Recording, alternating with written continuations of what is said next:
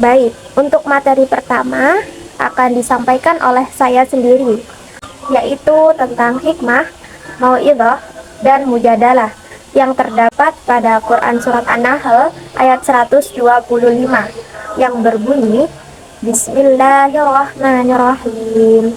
Ud'u ila sabili rabbika bil hikmati wal mau'idhatil hasanah wajadilhum billati hiya ahsan. Inna rabbaka huwa a'lamu bima dhalla an sabilihi wa huwa a'lamu bil muhtadin.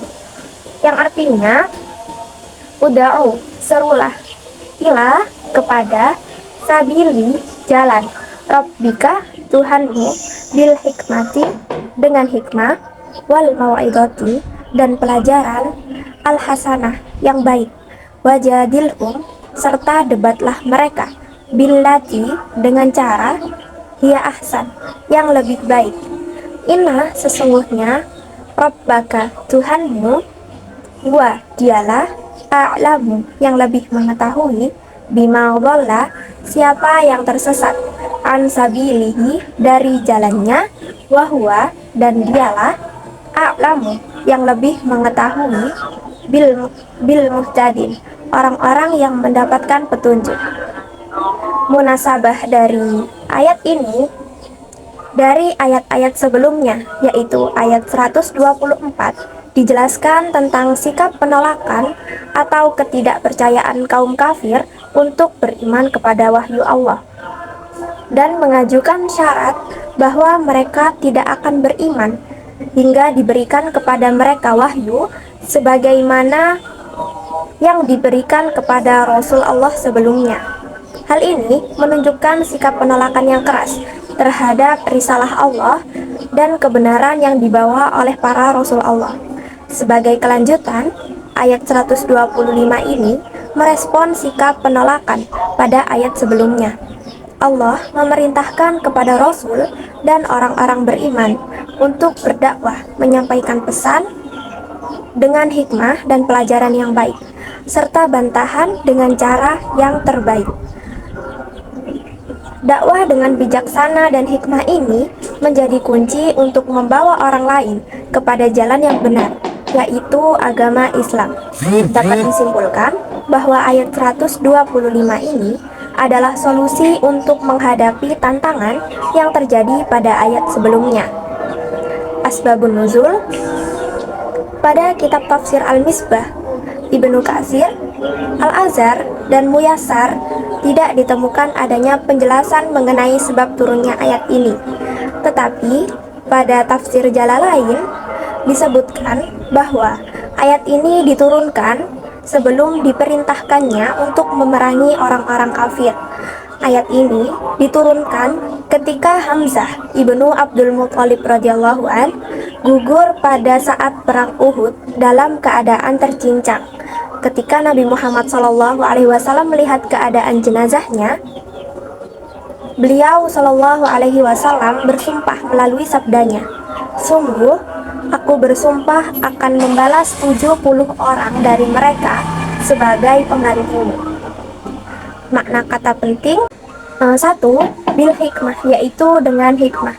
Menurut tafsir Al-Misbah, bil hikmah memiliki arti dengan hikmah, berarti yang paling utama dari segala sesuatu, baik pengetahuan maupun perbuatan. Menurut Ibnu Katsir, bil hikmah memiliki arti dengan hikmah. Dalam tafsir ini disebutkan bahwa Allah berfirman melalui ayat ini seraya memerintahkan Rasulnya agar menyeru umat manusia dengan penuh hikmah.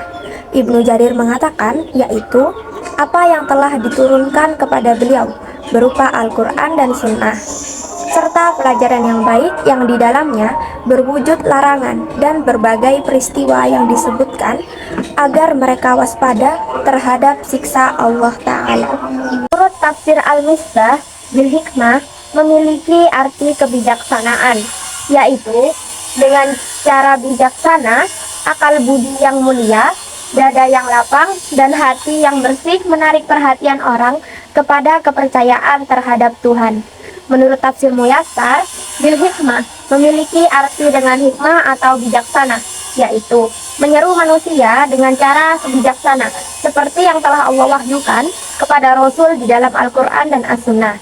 Menurut tafsir Jalalain, bil hikmah memiliki arti dengan hikmah, yaitu dengan Al-Quran. Yang kedua yaitu al-mau'izatil hasanah, pelajaran yang baik.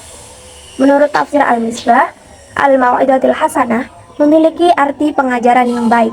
Kata al-mau'izah diambil dari kata wa'adha yang berarti nasihat. Menurut tafsir Ibnu Katsir, al-mau'izatil hasanah memiliki arti pengajaran yang baik atau pelajaran yang baik. Menurut tafsir Al-Azhar, al-mau'izatil hasanah memiliki arti pengajaran yang baik, yaitu pengajaran yang baik atau pesan-pesan yang baik yang disampaikan sebagai nasihat.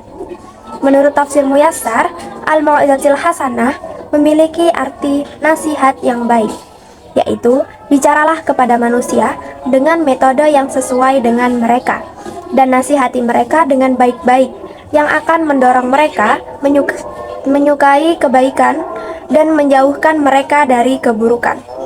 Menurut tafsir Jalalain, al-mau'izatil hasanah memiliki arti pelajaran yang baik, yaitu dengan pelajaran yang baik atau nasihat yang lembut. Yang ketiga yaitu jadilhum, debatlah mereka.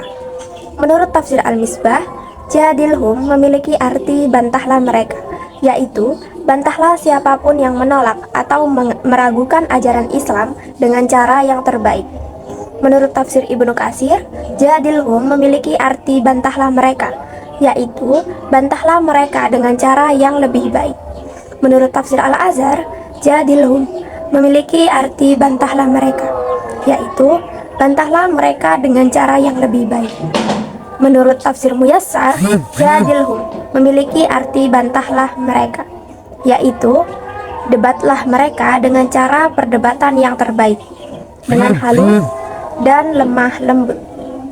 Menurut tafsir Jalalain, jadilhum memiliki arti bantahlah mereka, yaitu bantahlah mereka dengan cara bantahan yang baik, seperti menyeru mereka untuk menyembah Allah dengan menampilkan kepada mereka tanda-tanda kebesarannya atau dengan hujah-hujah yang jelas.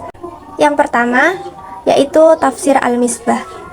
Menurut tafsir ini, ayat 125 ini merupakan perintah kepada Nabi Muhammad untuk mengajak siapa saja agar mengikuti prinsip-prinsip ajaran Nabi Ibrahim alaihissalam sebagai bapak para nabi dan pengumandang tauhid. Beberapa ulama memahami ayat ini sebagai penjelasan terkait 3 macam metode dakwah.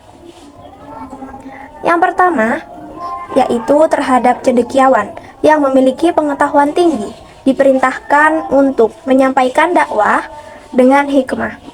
Kata hikmah berarti yang paling utama dari segala sesuatu, baik pengetahuan maupun perbuatan. Toba-Tobai mengartikan bahwa hikmah adalah argumen yang menghasilkan kebenaran yang tidak diragukan, tidak mengandung kelemahan, tidak juga kekaburan. Kemudian, terhadap kaum awam diperintahkan untuk menerapkan mau'izah. Kata mau'izah diambil dari kata wa'azah yang berarti nasihat. Mau'izah hendaknya disampaikan dengan hasanah atau baik, karena mau'izah dapat mengena hati sasaran bila ucapan yang disampaikan disertai dengan pengalaman dan keteladanan dari yang menyampaikannya. Yang terakhir yaitu terhadap ahlul kitab dan penganut agama-agama lain diperintahkan untuk diperintahkan untuk berdakwah secara jidal atau jadilhum. Kata jadilhum diambil dari kata jidal yang memiliki makna diskusi atau bukti-bukti yang mematahkan alasan mitra diskusi dan menjadikannya tidak dapat bertahan, baik yang dipaparkan itu diterima oleh semua orang maupun hanya oleh mitra dakwah. Jidal terdiri dari 3 macam. Pertama, yaitu yang buruk. Dakwah disampaikan dengan kasar yang mengundang kemarahan lawan, serta menggunakan alasan-alasan yang tidak benar. Kedua, yaitu yang baik. Dakwah disampaikan dengan sopan serta menggunakan alasan-alasan meski hanya diakui oleh lawan. Ketiga, yaitu yang terbaik. Dakwah disampaikan dengan baik, dengan argumen yang benar, serta dapat membungkam lawan. Tafsir Ibnu Katsir. Pada tafsir ini, ayat ini menerangkan tentang perintah Allah Subhanahu wa taala kepada Rasul-Nya, yaitu Nabi Muhammad, untuk menyembah Allah dengan cara yang bijaksana. Ibnu Jarir mengatakan bahwa yang diserukan kepada manusia adalah wahyu yang diturunkan kepada Nabi Muhammad, yaitu Al-Quran, Sunnah, dan pelajaran yang baik, yakni semua yang terkandung di dalamnya, berupa larangan-larangan dan kejadian-kejadian yang menimpa manusia di masa lalu, dengan tujuan agar dijadikan peringatan untuk mereka yang durhaka terhadap pembalasan Allah Subhanahu wa taala. Pada penggalan ayat wajadilhum billati hiya ahsan, yang artinya dan bantahlah mereka dengan cara yang baik, menjelaskan bahwa untuk menyeru mereka yang durhaka diperlukan perdebatan dan bantahan. Namun hendaknya perdebatan dan bantahan ini dilakukan dengan cara yang baik, lemah lembut, serta tutur kata yang sopan. Pada penggalan ayat inna rabbaka huwa a'lamu bima dhalla an sabili, yang artinya sesungguhnya Rabbmu, dialah yang lebih mengetahui tentang siapa yang sesat dari jalannya. Dijelaskan bahwa Allah telah mengetahui siapa yang sengsara dan siapa yang bahagia di antara umatnya. Allah hanya memerintahkan manusia untuk menyembahnya dan jangan merasa bersedih hati terhadap orang-orang yang sesat. Karena tugas manusia bukan untuk memberikan mereka yang durhaka petunjuk, melainkan hanya memberi peringatan dan menyampaikan perintah Allah, dan Allah lah yang akan menghisap mereka. Tafsir Al-Azhar. Menurut tafsir Al-Azhar, ayat ini mengandung ajaran kepada Nabi Muhammad mengenai cara dalam melancarkan kegiatan berdakwah atau seruan terhadap manusia agar mereka berada pada jalan Allah, sabilillah, yaitu agama yang benar. Nabi Muhammad SAW, Allah menuntun Rasul dalam berdakwah hendaklah memakai 3 cara. Yang pertama yaitu hikmah, yang berarti kebijaksanaan. Hikmah dilakukan secara bijaksana dengan akal budi yang mulia, dada yang lapang, dan hati yang bersih menarik perhatian orang kepada agama atau kepercayaan terhadap Tuhan. Yang kedua yaitu al-mau'izatil hasanah, yang berarti pengajaran yang baik atau pesan-pesan yang baik yang disampaikan sebagai nasihat, pendidikan, serta tuntunan sejak kecil. Yang ketiga yaitu jadilhum billati hiya ahsan, yang berarti bantahlah mereka dengan cara yang lebih baik, di antaranya dengan memperbedakan pokok soal yang tengah dibicarakan dengan perasaan benci atau sayang kepada pribadi orang yang tengah diajak berbantah. Tafsir Muyassar. Tafsir ini menerangkan tentang perintah Allah kepada Rasul untuk menyeru orang-orang untuk mengikuti Rasul kepada agama Tuhannya dan jalannya yang lurus dengan cara bijaksana, sesuai dengan yang telah Allah wahyukan kepada Rasul, yaitu Al-Quran dan As-Sunnah. Dan bicaralah kepada mereka dengan metode yang sesuai dengan mereka, dan nasihati mereka dengan baik yang membuat mereka terdorong untuk melakukan dan menyukai kebaikan serta menjauhi keburukan. Dan debatlah mereka dengan cara yang terbaik, dengan halus dan lemah lembut, sebab tidak ada kewajiban atas manusia selain menyampaikan, dan sungguh-sungguh telah menyampaikan. Adapun hidayah bagi mereka terserah kepada Allah semata. Allah lebih tahu siapa saja yang sesat dari jalannya, dan Allah lebih tahu siapa orang-orang yang akan mendapatkan hidayah. pada tafsir Jalalain dijelaskan tentang perintah Allah kepada Nabi Muhammad untuk menyeru manusia kepada jalan Tuhannya, yaitu agama Islam, secara hikmah, yaitu dengan Al-Quran dan pelajaran yang baik atau nasihat yang lembut. Dan bantahlah mereka yang menentang dengan bantahan yang baik, seperti menyeru mereka untuk menyembah Allah dengan menampilkan kepada mereka tanda-tanda kebesaran Allah dan hujjah-hujjah yang jelas. Sesungguhnya Allah lah yang lebih tahu tentang siapa yang tersesat dari jalannya, dan Allah lah yang lebih mengetahui orang-orang yang mendapat petunjuk, dan Allah pula yang akan membalas mereka. Kesimpulan dari tafsir-tafsir tersebut, dari beberapa tafsir di atas dapat diambil kesimpulan bahwa Quran Surat An-Nahl ayat 125 ini menjelaskan tentang perintah Allah kepada Nabi Muhammad untuk menyeru manusia agar berada di jalannya, yaitu agama Islam. Dalam ayat ini diperintahkan untuk berdakwah secara hikmah, yaitu dengan bijaksana dan pengetahuan yang berlandaskan Al-Quran dan As-Sunnah. Mau'izah hasanah, yaitu berdakwah dengan pengajaran yang baik, lemah lembut, dan terkesan menyenangkan agar mada'u mudah melampangkan dadanya untuk mengikuti perintah Rasul. Dan mujadalah, yaitu bantahan atau perdebatan dengan cara yang terbaik terhadap orang-orang yang menentang seruan Nabi Muhammad SAW. Baik, selanjutnya yaitu Quran Surat Al-Baqarah ayat 256 yang berbunyi, لا إكراه في الدين قد تبين الرشد من الغي فمن يكفر بالطاغوت ويؤمن بالله فقد استمسك بالعروة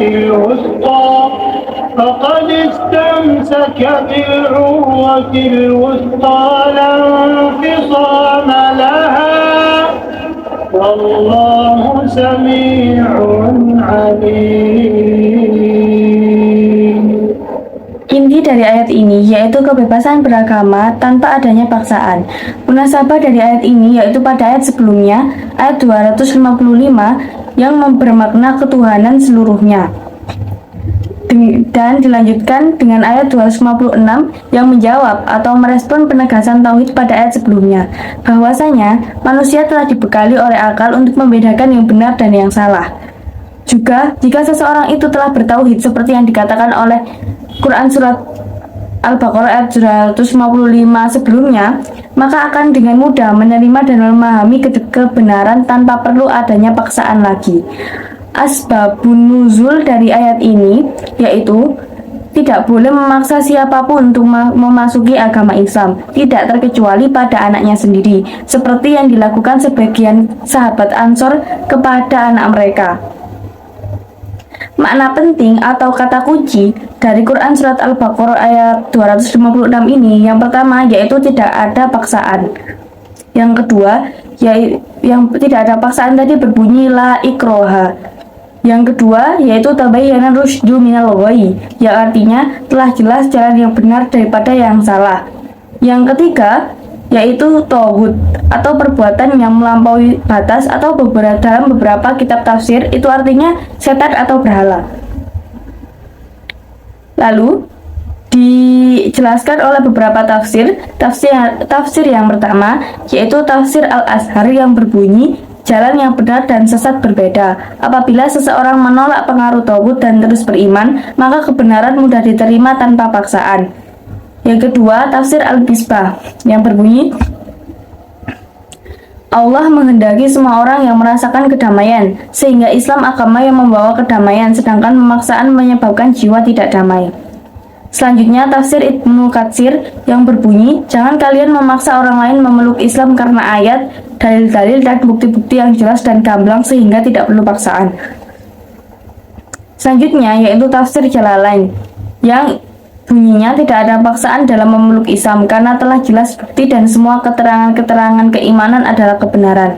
Selanjutnya yaitu tafsir Muyasar yang berbunyi, kesempurnaan Islam dan jelasnya ayat-ayat serta bukti-bukti petunjuk itu amat nyata untuk membedakan yang hak dan yang batil tanpa perlu tindakan pemaksaan. Kesimpulan yang dapat diambil dari ayat ini dari beberapa kitab tafsir di atas dapat disimpulkan bahwa tidak ada paksaan bagi siapapun untuk memeluk agama Islam dan sehubungan dengan judul yaitu metode dakwah, di mana hakikat dari semua metode dakwah yaitu mengajak untuk memeluk agama Islam, namun tidak boleh dengan tindakan pemaksaan. Yang selanjutnya yaitu Quran Surat Al-Anbiya ayat 22 yang berbunyi, لو كان فيهما آلهة إلا الله لفسدتا فسبحان الله رب العرش عما يصفون. Inti dari ayat ini yaitu, jika benar di langit dan di bumi ada Tuhan yang berbeda-beda, maka seluruh alam semesta akan rusak dan binasa. Munasabah dari ayat ini yaitu dari ayat-ayat sebelumnya yang menerangkan bahwa banyak di antara umat-umat yang mendustakan para rasul telah dibinasakan Allah dan diganti dengan umat yang lain. Dan berkelanjutan dengan ayat 22 ini Allah menjelaskan bukti-bukti kesesatan kaum musyrikin yang menyekutukan Allah dengan Tuhan-Tuhan yang lain. Seperti yang disebutkan ayat sebelumnya, yaitu banyak di antara umat-umat yang mendustakan para rasul itu telah dibinasakan oleh Allah. Lalu selanjutnya makna kata penting. Tidak terdapat kata penting atau hubungan antara arti kata dalam ayat tersebut dengan judul, dikarenakan ayat tersebut bersifat tidak langsung dan dijelaskan dalam beberapa tafsiran. Yang pertama, tafsir Al-Azhar yang berbunyi, manusia diajak berpikir teratur bahwa Allah mustahil berbilang. Dia hanya satu untuk seluruh alam semesta baik langit maupun bumi. Selanjutnya yaitu tafsir Al-Misbah yang berbunyi, segala sesuatu yang patuh terhadap Allah pasti tunduk akan kuasanya dan tidak menyembah sesembahan yang lain. Yang berikutnya yaitu tafsir Kemenak RI. Jika benar ada dua kekuasaan, pasti ada persaingan dan perbedaan pendapat, juga menunjukkan ketidakmampuan mengurus alam semesta sendiri sebagai Tuhan. Yang selanjutnya yaitu tafsir Al-Muyasar yang berbunyi, sekiranya di langit dan di bumi ada sesembahan selain Allah atau lebih dari satu Tuhan, tentu semuanya akan carut marut. Lalu yang terakhir yaitu tafsir Jalalain, jika ada dua Tuhan di langit dan bumi, maka tentu akan menyimpang dari tatanan karena adanya persaingan antara dua kekuasaan. Kesimpulan dari ayat ini yaitu menjelaskan tentang keyakinan orang kafir bahwa Tuhan itu lebih dari satu adalah keyakinan yang salah dan tidak logis. Sehubungan dengan judul yaitu metode dakwah, bahwasanya materi dari metode dakwah yang disampaikan salah satunya yaitu menekankan penegasan bahwa Allah Subhanahu wa Ta'ala adalah satu-satunya Tuhan yang patut disembah. Terima kasih. Assalamualaikum warahmatullahi wabarakatuh. Saya Neva Rahmanuzalia akan melanjutkan presentasi tentang metode dakwah pada poin ketiga dan keempat yang terdapat pada surat Al-Qalam dan surat Al-Ahzab. Yang ketiga yaitu Al-Quran surat Al-Qalam pada ayat keempat yaitu وَإِنَّكَ لَعَلَى خُلُقٍ عَظِيمٍ, yang artinya, dan sesungguhnya kamu benar-benar berbudi pekerti yang agung. Pada poin kedua yaitu arti perkata. Wa innaka, dan sesungguhnya, kemudian la'alla artinya benar-benar, kemudian khuluqin artinya berbudi pekerti, azim artinya agung. Kemudian poin ketiga adalah munasabah. Menurut buku Al-Quran dan tafsirnya yang diterbitkan oleh Departemen Agama Republik Indonesia, ayat-ayat sebelumnya digambarkan tuduhan orang-orang kafir Mekah yang menyatakan bahwa Nabi Muhammad itu gila karena berani melawan ajaran nenek moyang mereka dan terus-menerus mendakwahkan ajaran baru yang bertentangan dengan ajaran mereka. Pada ayat ini Allah menegaskan bahwa Nabi benar-benar memperoleh pahala yang tidak terputus. Maka hal ini menegaskan bahwa Nabi Muhammad bukanlah orang yang gila, karena beliau memperoleh pahala dari Allah. Sebagai kelanjutan dari ayat sebelumnya, ayat ini menegaskan alasan yang dikemukakan ayat di atas dengan menyatakan bahwa pahala yang tidak terputus itu diperoleh Rasulullah sebagai buah dari akhlak beliau yang mulia. Pernyataan bahwa Nabi Muhammad mempunyai akhlak yang agung merupakan pujian Allah kepada beliau yang jarang diberikan kepada hamba-hambanya yang lain. Poin keempat yaitu asbabun nuzul. Menurut buku tafsir Jalalain, ayat ini diturunkan pada peristiwa yang terdapat pada Imam Abu Nuaim di dalam kitab Ad-Dalailiyah, dan Imam Wahidi telah mengetengahkan sebuah hadis dengan sanad yang diriwayatkan oleh Siti Aisyah radhiyallahu anha. Bahwasannya Siti Aisyah radhiyallahu anha telah berkata, tiada seorang pun yang lebih baik akhlaknya daripada Rasulullah SAW. Tiada seorang pun di antara sahabat-sahabat dan keluarganya yang memanggilnya, melainkan beliau menjawab, labbaika, aku penuhi panggilanmu. Berkenaan dengan peristiwa tersebutlah ayat berikut ini diturunkan. Yang kelima adalah makna kata penting. Pada ayat ini terdapat kata penting khuluqin azim. Nah, menurut tafsir Al-Azhar, khuluqin azim artinya berbudi pekerti yang amat agung. Budi pekerti adalah sikap hidup atau karakter atau perangai. Kemudian menurut tafsir Al-Misbah, khuluq jika tidak dibarengi adjektifannya maka ia selalu berarti budi pekerti yang luhur, tingkah laku dan watak terpuji. Penyifatan khuluq itu oleh Tuhan yang Maha Agung dengan kata azim atau agung. Kemudian poin ke-6 yaitu tafsir. Menurut tafsir Al-Azhar, budi pekerti adalah sikap hidup atau karakter atau perangai yang dibawa oleh latihan atau kesanggupan mengendalikan diri. Dikatakan orang bahwasannya budi pekerti itu adalah gabungan dari dua sikap, yaitu sikap tubuh dan sikap batin. Dalam bahasa kuno disebut tidak tercerai di antara budi dan pekerti. Budi dalam batin, pekerti dalam sikap hidup. Sehingga apa yang diperbuat tidak ada yang menyinggung undang-undang budi yang halus. Sekali waktu budi itu tidak terpisah dari bahasa. Sebab itu dikatakan budi bahasa. Di sini, budi jadi isi jiwa atau makna yang terkandung di dalam hati, lalu diucapkan dengan bahasa yang terpilih. Dari sinilah sebabnya maka ilmu sastra yang halus, baik puisi atau nazam, atau prosa atau natsar, disebut orang sebagai ilmu adab, menjadi bagian dari budi juga. Keteguhan sikap Nabi Muhammad tenang dan tentram, serta kesabaran ketika orang menuduhnya seorang yang gila. Beliau tidak marah dan tidak kehilangan akal. Itu pun termasuk budi yang sangat agung.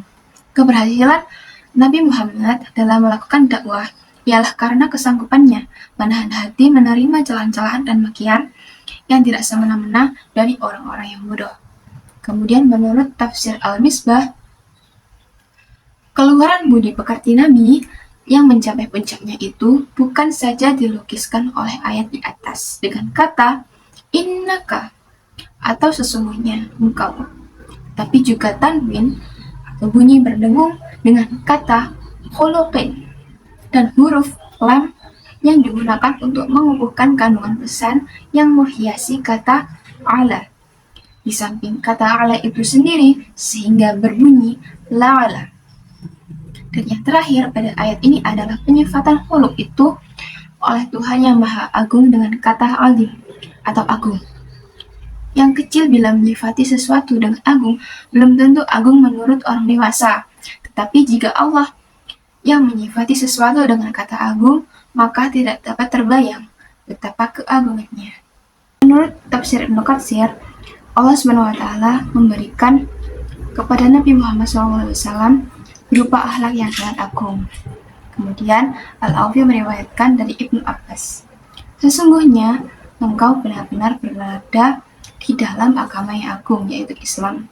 Demikian juga yang dikatakan oleh Mujahid, Abu Malik, As-Sudi, dan Ar-Rabi bin Anas. Demikian halnya yang dikatakan oleh Ad-Dahhak dan Ibnu Zaid. Atiyah mengatakan, engkau benar-benar berada di dalam etika yang agung.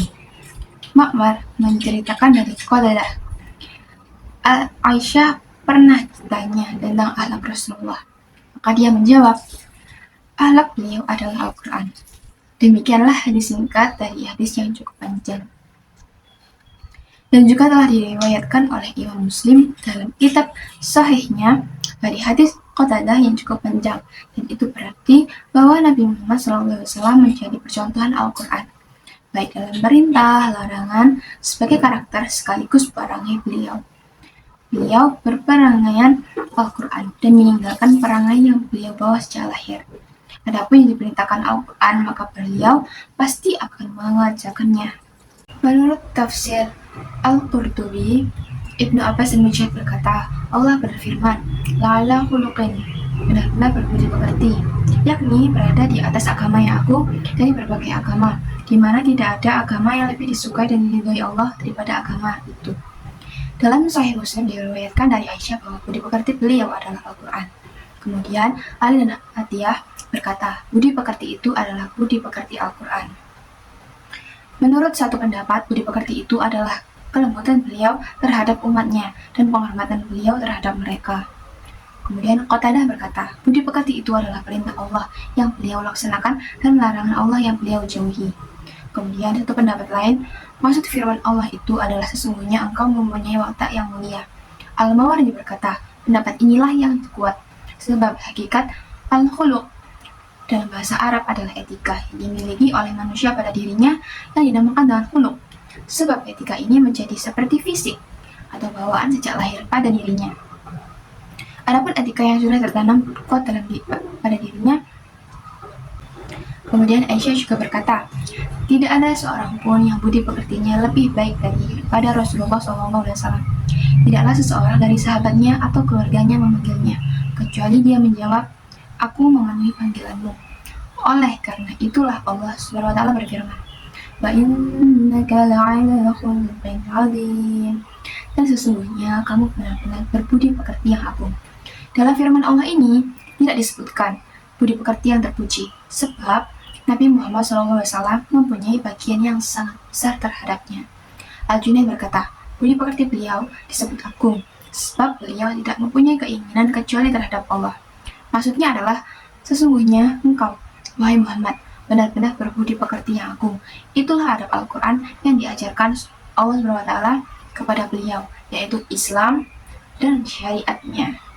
Yang terakhir, menurut tafsir Departemen Agama Republik Indonesia, adalah ayat ini menggambarkan tugas Rasulullah SAW sebagai seorang yang berakhlak mulia. Beliau diberi tugas menyampaikan agama Allah kepada manusia, agar dengan menganut agama itu, mereka mempunyai akhlak yang mulia pula. Kesimpulan dari ayat ini, yaitu berdasarkan beberapa tafsir di atas, dapat ditarik sebuah kesimpulan bahwa ayat tersebut mengandung pujian Allah kepada Nabi Muhammad, dengan menyatakan bahwa beliau memiliki budi pekerti yang agung atau luar biasa. Dengan memiliki akhlak yang mulia, Rasulullah menjadi teladan bagi umatnya dalam berinteraksi dengan orang lain dan menyebarkan ajaran Islam dengan cara yang menginspirasi dan mengikat hati orang-orang.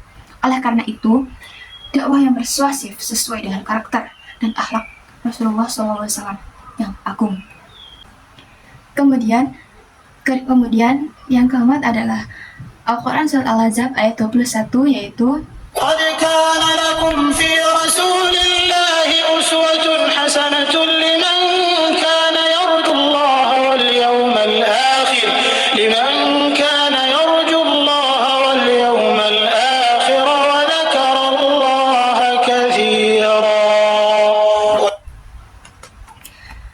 yang artinya sesungguhnya telah ada pada diri Rasulullah SAW itu suri teladan yang baik bagimu, yaitu bagi orang yang mengharap rahmat Allah dan kedatangan hari kiamat, dan dia banyak menyebut Allah. Makna kata penting yang terdapat dalam ayat ini adalah teladan, yaitu pada kata uswatun. Kemudian poin kedua yaitu munasabah. Menurut buku tafsir Al-Misbah karya M. Kroy Shihab, ayat-ayat yang sebelumnya menjelaskan tentang mengecam kaum munafik dan orang-orang yang lemah imannya. Kemudian ayat ke-21 ini mengarah kepada orang-orang yang beriman, memuji sikap mereka yang meneladani Nabi. Ayat 21 ini menyatakan, sesungguhnya telah ada bagi kamu pada diri Rasulullah, yakni Nabi Muhammad, sebagai suri teladan yang baik bagi kamu, yakni orang yang senantiasa mengharap rahmat, kasih sayang Allah, dan kebahagiaan hari kiamat, serta teladan bagi mereka yang berzikir, mengingat kepada Allah, dan menyebut-nyebut namanya dengan banyak, baik dalam keadaan susah maupun senang. Kemudian, menurut buku Al-Quran dan tafsirnya yang diterbitkan oleh Departemen Agama, ayat-ayat sebelumnya menerangkan tentang pengkhianatan orang Yahudi yang bergabung dengan tentara sekutu untuk menghancurkan umat Islam, dan orang munafik yang tidak mau ikut bertempur. Bahkan mereka membujuk umat Islam untuk menyerah kepada musuh. Sebagai kelanjutan dari ayat-ayat sebelumnya, ayat ke-21 ini berikut menjelaskan bahwa di antara orang-orang yang beriman ada yang tidak gentar untuk berjuang walau harus gugur di medan perang, dan perang ini adalah ujian untuk mengetahui siapa yang benar-benar beriman dan yang tidak beriman. Yang terakhir, menurut buku tafsir Al-Asrar karya Dr. Andas Haji Asrari, MA, pada ayat sebelumnya berbicara mengenai tingkah laku orang-orang munafik dan lemah iman apabila suatu cobaan datang, padahal cobaan dapat dijadikan sebagai sarana untuk mengetahui komitmen seseorang bila menghadapi hal yang tidak disenangi. Maka, sebagai kelanjutan dari ayat sebelumnya, ayat ini menegaskan tentang pendirian tentang kesetiaan kaum mukminin dalam meneladani Rasulullah. Mereka pantang mundur dan mantap menghadapi pasukan azab. Ayat sesudahnya menyatakan pujian kepada kaum mukminin dan kecaman kepada kaum munafik, yaitu asbabun nuzul. Dalam buku tafsir Al-Asrar karya Dr. Andas Haji Asrari MA, ayat ini diturunkan pada akhir pekan kelima Hijriah bersamaan dengan terjadinya perang Khandaq atau Parit. Pada saat itu, hati kaum muslimin sedang kalut dan guncang melihat orang-orang Quraisy bersekutu dengan kaum Yahudi dan kabilah musyrikin lainnya ingin menghancurkan Islam dengan mengepung kota Madinah. Atas saran seorang sahabat, Salman Al-Farisi, dibuatlah parit untuk menghalangi masuknya pasukan musuh. Oleh karena itu, diturunkan ayat ini dengan firman-Nya bahwa mengapa kaum muslimin tidak meneladani Rasulullah dalam hal kesabarannya, upaya dan penantiannya atas jalan keluar dari Allah SWT. Kemudian poin ke-6 adalah tafsir. Menurut tafsir Al-Azhar, sesungguhnya adalah bagi kamu pada Rasulullah itu teladan yang baik. Pangkal ayat ke-21. Memang ada orang yang bergoncang pikirannya, berpenyakit jiwanya, pengecut, munafik, tidak berani bertanggung jawab, bersedia lari dari perang, tenggelam dalam ketakutan. Tetapi masih ada orang-orang yang mempunyai pendirian yang tetap, yang tidak putus harapan, tidak kehilangan akal, sebab mereka melihat sikap dan tingkah laku pemimpin besar mereka sendiri, yaitu Rasulullah. Kelanjutan dari ayat tersebut ialah bagi barang siapa yang mengharapkan Allah dan hari kemudian, yaitu dikatakan bahwa pada diri Rasulullah itu ada hal yang dapat dijadikan contoh teladan bagi kamu, yaitu bagi kamu yang beriman. Semata-mata menyebut iman saja tidaklah cukup. Iman mesti disertai pengharapan, yaitu bahwa inti dari iman itu sendiri. Inti iman adalah harapan. Harapan akan ridha Allah dan harapan akan kebahagiaan di hari akhirat. Kalau tidak ingat akan dua hal itu, kalau hidup tidak mempunyai harapan, iman tiada artinya. Maka untuk memelihara iman dan harapan, hendaklah banyak mengingat Allah. Sebab itu maka di ujung ayat dikatakan, dan yang banyak ingat kepada Allah. Sebab barang yang mudah mengatakan mengikut teladan Rasul, dan barang yang mudah mengatakan beriman, tetapi adalah meminta latihan batin yang dalam sekali untuk dapat menjalankannya. Seumpama orang yang mengambil alasan menuruti sunnah Rasul memperbolehkan orang beristri lebih dari 1 sampai berempat, tetapi jarang orang yang mengikuti ujung ayat, yaitu meneladani Rasul di dalam berlaku adil kepada istri-istri, atau umumnya orang mengakui umat Nabi, tetapi tidak mau mengerjakan peraturan yang disampaikan oleh Nabi. Maka bertambah besar harapan kita kepada Tuhan dan keyakinan kita akan hari kemudian, dan bertambah banyak kita mengingat dan menyebut Allah. Bertambah ringanlah bagi kita meneladani Rasul. Menurut tafsir Al-Misbah, uswah atau iswah berarti teladan. Pakar tafsir Az-Zamakhsyari ketika menafsirkan ayat di atas mengemukakan dua kemungkinan. Pertama, dalam arti kepribadian beliau secara totalitasnya adalah teladan. Kedua, arti terdapat dalam kepribadian beliau hal-hal yang patut diteladani. Pendapat pertama lebih kuat dan merupakan pilihan banyak ulama. Kata fi dalam firman-Nya fi Rasulillah berfungsi mengangkat dari diri Rasul, yaitu sifat yang hendaknya diteladani. Tetapi ternyata diangkatnya adalah Rasulullah SAW sendiri dengan seluruh totalitas beliau. Demikian banyak ulama. Dalam konteks perang Khandaq, banyak sekali sikap dan perbuatan beliau yang perlu diteladani. Kemudian, ayat ini walau berbicara dalam konteks perang Khandaq, tetapi ia mencakup kewajiban atau anjuran beliau. Ayat ini walau berbicara dalam konteks perang Khandaq, tetapi ia mencakup kewajiban atau anjuran meneladani beliau, walau di luar konteks tersebut. Ini karena Allah telah mempersiapkan tokoh agung ini untuk menjadi teladan bagi kamu semua. Pakar tafsir dan hukum Al-Qurtubi mengungkapkan bahwa dalam soal-soal agama, teladan itu merupakan kewajiban, tetapi soal-soal keduniaan, maka ia merupakan anjuran. Dalam soal agama, beliau wajib diteladani, selama tiada bukti yang menunjukkan bahwa ia adalah anjuran. Sementara ulama berpendapat bahwa dalam persoalan-persoalan keduniaan, Rasulullah telah menyerahkan sepenuhnya kepada para pakar di bidang masing-masing. Sehingga keteladanan terhadap beliau yang dibicarakan ayat ini bukanlah dalam hal-hal yang berkaitan dengan soal keduniaan. Kemudian menurut tafsir Yasar, sungguh telah ada pada diri Rasul, pada sabdanya, perbuatannya, dan keadaannya suri tauladan yang baik bagi kalian, wahai orang-orang mukmin. Sebagai teladan yang baik yang kalian teladani, maka peganglah sunnahnya, karena sunnahnya dipegang dan dijalani oleh orang-orang yang berharap kepada Allah SWT dan kehidupan akhirat, memperbanyak mengingat Allah dan beristighfar kepadanya, serta bersyukur kepadanya dalam setiap keadaan. Menurut tafsir Jalalain, laqad kana lakum fi Rasulillahi uswatun hasanah. Dapat dibaca iswatun atau uswatun untuk diikuti dapat dibaca. Menurut tafsir Jalalain, laqad kana lakum fi Rasulillahi uswatun hasanah. Dapat dibaca iswatun atau uswatun. Hasanah artinya yang baik, untuk diikuti dalam hal berperang dan keteguhannya serta kesabarannya yang masing-masing diterapkan pada tempat-tempatnya. 5. Bagi orang. Lafaz ayat ini berkedudukan menjadi badal dari lafaz lakum.